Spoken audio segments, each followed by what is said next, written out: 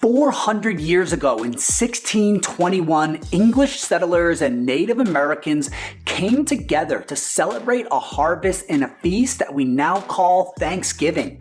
They ate together, played games, and helped to establish a friendship that lasted for over 50 years.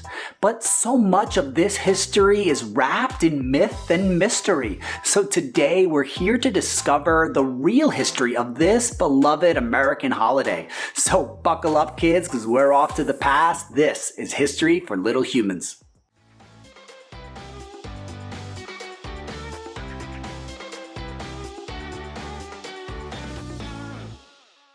So our exploration question for today's episode is, what brought these two different cultures together for Thanksgiving? So consider that question as we go through today's story. But let's start 12,000 years ago. The region of what is now southern New England was occupied by dozens of Native American tribes and confederations. They had farmed, fished, and lived off the land for hundreds of generations. Then in the 1500s, the first European ships arrived. The two cultures began trading, but trading also led to violent encounters. For instance, in 1614, a treacherous English captain, Thomas Hunt, took 20 Indians captives to sell as slaves back in Spain. One of these men was named Squanto, better known as Squanto. In Spain, Squanto was saved and freed by Spanish monks. He then made his way to England, where he befriended a captain who helped him return home. But in the years he was away, his people suffered even worse than he did, and his dream to return home became a nightmare. You see, after Squanto was kidnapped, a plague had swept through the Indian tribes of New England. His whole village of Patuxet had been wiped out. Massasoit, the ruler of the nearby Wampanoags, realized that Squanto was valuable since he spoke fluent English, and he welcomed him in. The Wampanoags had also lost many of their people to disease, and Massasoit feared that an enemy tribe was moving in to conquer them. Just months later, an English ship, the Mayflower, arrived, and Massasoit saw an opportunity waiting in the water. In 1620, a group of devoutly religious Englishmen, who we now call the Pilgrims, set sail for the New World. 102 people boarded the Mayflower, some seeking adventure and wealth, but most were seeking a land where they could practice their religion in peace, free from the persecution that they faced back in England. After a stormy 2 months at sea, they were blown hundreds of miles off course.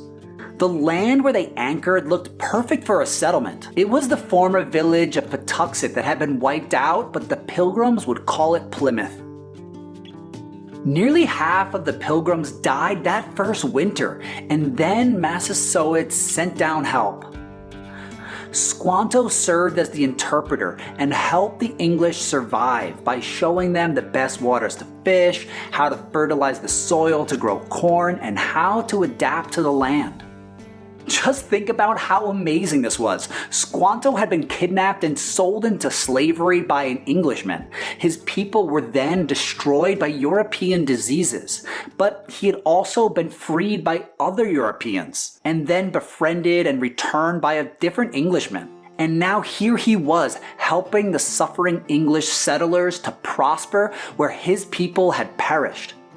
They then signed a formal alliance. They both needed each other. The Pilgrims needed support and help to build their community, and the Wampanoags needed protection that the English rifles could provide and trade goods that they could offer.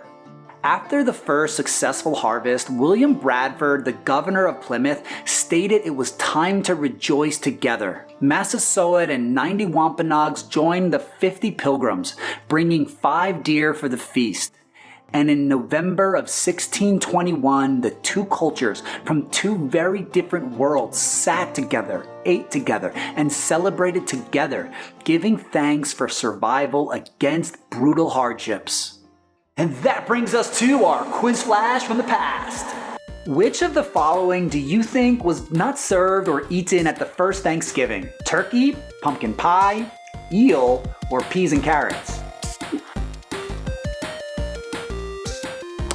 Now, it's unfortunate that we don't know exactly what was served that day, but we know that the English had run out of sugar and flour that they would have needed for pies and desserts, so if you guessed pumpkin pie, you're right, they didn't have it. And what's really crazy is we don't even know for sure if turkey was served. We know there was plenty of wild fowl, maybe turkey, ducks, swans, or geese, but we can't be certain it was turkey. We also know there was lots of seafood like mussels and bass and eel. Different times. They had corn for sure, but sorry stuffing fans, none of that. And for you mashed potato-aholics, sorry, the potato had not yet made it that far north. That first Thanksgiving celebration lasted for 3 days, but the alliance lasted for over 50 years. But in the decades that followed, as more and more Englishmen arrived, they soon greatly outnumbered and began to overpower the Indian tribes and drive them off their land. Tensions grew and violent clashes became more common, and in 1675, King Philip's War erupted, where Massasoit's son led a rebellion against the colonists. In the bloody conflict, the Wampanoags were nearly destroyed and driven off their lands for good. However, they survived, and the Wampanoags are still around today, perpetuating their culture. Thanksgiving itself was not a national holiday until the Civil War, when the country was again fighting for its own survival. Just like the Pilgrims of 1621, President Lincoln called for a national Thanksgiving. He hoped the holiday and the story of that first Thanksgiving could help to unite a torn country suffering from the ravages of war. And it remains one of America's most cherished holidays, a day of football, family, turkey, or for me, tofurkey, and most importantly, taking time to be grateful for the things we have. And though it's a complicated and complex history, it's our duty to remember it, because history is the light that guides us forward. So thanks for taking time to learn it today, and happy Thanksgiving. This has been History for Little Humans. And before you go, if you liked this episode and learned something along the way, could you just click the thumb that looks like this and show it? I'd be oh so thankful.